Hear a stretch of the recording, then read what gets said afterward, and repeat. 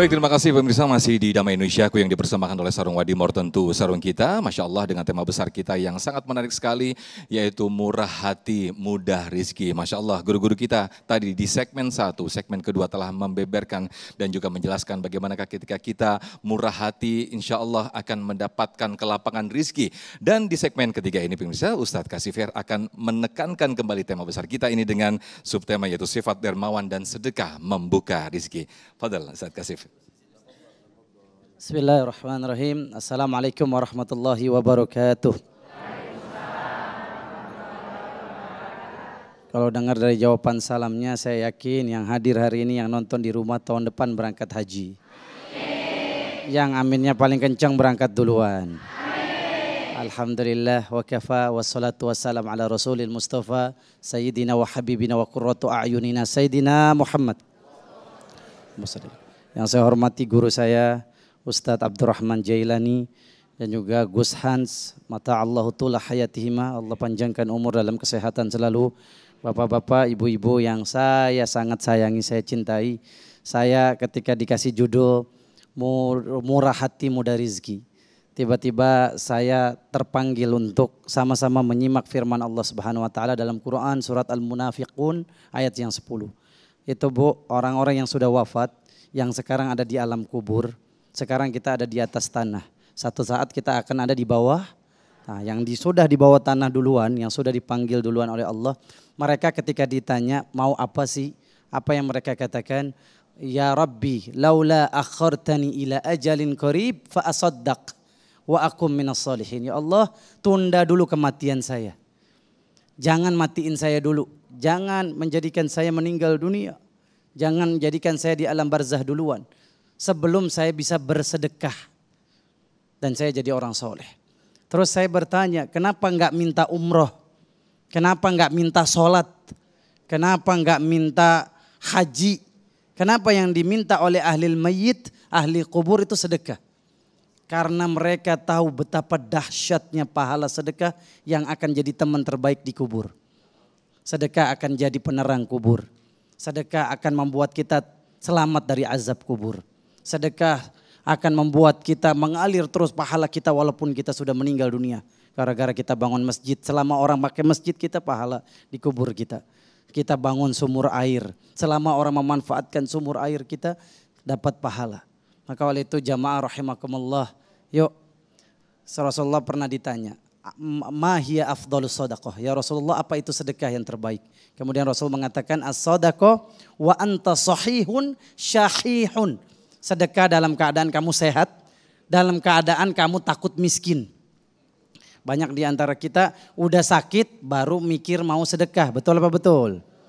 Ya, udah kaya, mentang-mentang kaya lupa sedekah. Giliran susah pengen sedekah. Tujuannya apa saya sedekah? Biar kaya raya. Na'udzubillahi min dzalik lah. Kita sedekah biar selamat dari azab kubur, biar dapat surga Allah Azza wa Jalla, bukan sekedar dapat dunia dari sedekah kita. Makanya saya senang dengan judulnya. Murah hati, mudah rizki. Orang yang sedekah, dia akan dimudahkan rizkinya. Dan rizki itu bukan hanya harta lagi. Bukan hitungannya sedekah 10.000 dapat 100.000. Pernah gak diajarin begitu? Man ja'a bil hasanati falahu asyru amsalihah. Ini tafsir sesat. Tafsir salah.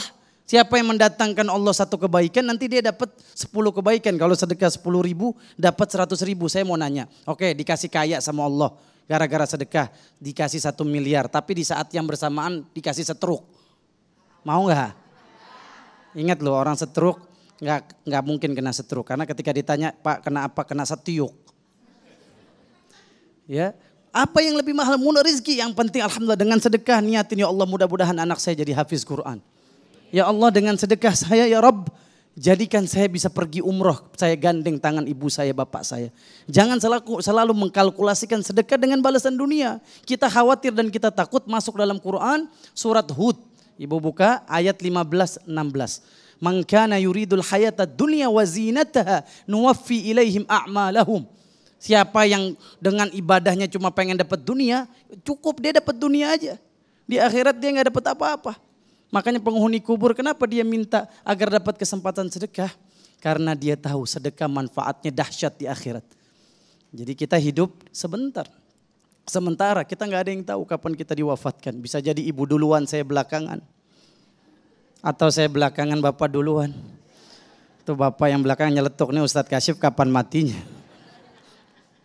Pasti mati. Udah ada 5R, ingat. Tanda kita akan mati itu tandanya 5R. Kalau udah ada 1R aja jangan males bersedekah. Karena sebentar lagi akan dapat miss call dari malaikat Israel. Kalau dapat miss call dari malaikat Israel, handphonenya diangkat atau dibuang. Ada 5R tandanya kita dapat miss call dari malaikat Israel. Yang pertama, mau tahu aja, mau tahu banget. Yang pertama, uban bertabur. Tanda kita akan dipanggil malaikat Israel. Siapa yang udah ubanan? Bapak nggak usah ngomong, saya udah lihat dari jauh. Uban bertabur, gigi gugur, kulit kendur, mata kabur. Yang kelima, siap-siap dikubur. Udah, ada uban, alhamdulillah alarm. Oh, saya ada rezeki nih. Oh, ada anak tadi kata Gus, sekolahin tetangga saya. Kesian dia yatim, ditinggal bapaknya wafat karena corona. Ibunya wafat, ayahnya wafat. Saya akan jamin dia. Saya masukin di pesantren Gus Hans di Jombang, Darul Ulum. Semua biayanya saya tanggung. Supaya apa? Nanti ketika saya mati saya punya bekal menghadap Allah Subhanahu wa taala. Karena bekal yang terbaik apa? Sedekah. Itu kata mayit. Kalau kita nanti meninggal dunia, jenazah kita diantar 3. 2 pulang ke rumah, 1 nemenin kita dikubur sampai hari kiamat. Siapa yang nganterin kita? Ini kalau ngomongin kematian mukanya tegang semua ini. Yang pertama, kata Rasul sallallahu alaihi wasallam, yatba'ul mayyit 3, fa yarji'u isnan fa yabqa wahid. Yang nganterin jenazah kita, saya, bapak, ibu 3. 2 pulang ke rumah, 1 nemenin kita dikubur sampai hari kiamat. Siapa yang nganterin kita? Fa ahluhu wa maluhu. Istri kita nemenin kita. Dikubur nih dari rumah sakit mau pakai mobil ambulan. Istri kita nemenin kita, suami kita nemenin kita. Tapi ada gak yang suaminya dikubur bareng? Istriku, karena saya cinta mati sama kamu, nanti ketika kamu mati saya mau kain kafannya bareng sama kamu. Ada gak? Yang ada ketika istri meninggal suami ngapain? Wah, mata satu nangis, yang satu ngelirik target selanjutnya. Gak nemenin, gak ada cinta sejati. Suami dia ada. Ketika kita wafat bisa jadi dia nikah lagi. Begitupun istri. Saya meninggal bisa jadi istri kita menikah dengan orang lain. Maka kemudian harta kita yang kita mati-matian jabatan. Walaupun dengan sogok, walaupun dengan suap kita ambil itu jabatan. Ketika kita mati gak nemenin kita. Pelang presiden direktur gak kita bawa. Ada gak yang kain kafannya dijahit presiden direktur gitu, ada gak? Tidak bertitel kain kafan. Kemudian siapa yang menemani kita dikubur sampai kiamat? Faya baqa amaluhu, kata Rasulullah SAW, yang abadi nemenin dia dikubur amal dia. Apa yang terbaik? Afdolul a'mal, sepakat para ulama ngambil ayat Al-Munafiqun ayat 10. Afdolul a'mal as-sadaqah. Sedekah yang terbaik adalah sedekah. Udah habis belum nih Ustaz Sofyan? Masih ada nih. Masih ada 2 jam lagi. Terakhir. Sedekah bukan hanya memurahkan rezeki kita, memudahkan rezeki kita, tapi bisa menyembuhkan penyakit. Dan ini rezeki yang paling mahal yaitu kesehatan. Orang yang sedekah terhindar dari segala macam penyakit, bahkan bisa sembuh dari penyakit. Saya punya syekh, namanya Syekh Muhammad Al-Arifi, dia cerita. Di Jeddah ada seorang ibu, anaknya memasukkan ibunya masuk ke ruangan ICU. Ibunya sakit keras. Sampai kata dokter, mohon maaf lahir batin, mungkin ibu kamu beberapa hari doang. Dikasih kesempatan hidup. Udah doa, Pak, tahlilan. Sudah, undang orang-orang doain ibu kamu. Akhirnya apa yang terjadi? Ibu dia pasrah. Kalau dokter udah ngomong begitu, udah pakai alat pacu jantung, pakai ventilator, saya pulang ke rumah. Saya mau ajak istri saya, mau informasikan anak saya. Ketika itu di tengah jalan dia mau isi bensin, Bu. Dia mau isi bensin, dia buka kaca lihat seekor kucing menjulurkan lidahnya di pasir. Saking kehausan kucing ini. Kucing ini gak ada yang peduli. Kucing ini gak ada yang perhatikan. Akhirnya dia datang ke Bakola. Bakola itu minimarket, warung. Dia beli ikan tuna. Dia kasih kucing itu karena dia gak tega. Ini kucing makan. Setelah itu dia hatinya gak tenang lagi. Saya mau balik. Saya takut terjadi apa-apa sama ibu saya. Saya takut terjadi sesuatu yang membuat saya hancur hati saya kalau kehilangan ibu saya. Dia datang lagi ke rumah sakit. Pas dia lihat di ruangan ICU ibunya udah gak ada. Tambah keras dia menangis. Ya Allah ibu saya wafat. Ya Allah ibu saya jangan engkau ambil dulu ya Allah. Akhirnya kata suster perawat, Pak ngapain Bapak nangis? Ngapain Bapak panik?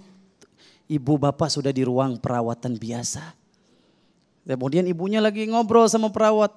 Bu, ibu divonis oleh dokter. Ibu akan meninggal. Apa yang terjadi Pak?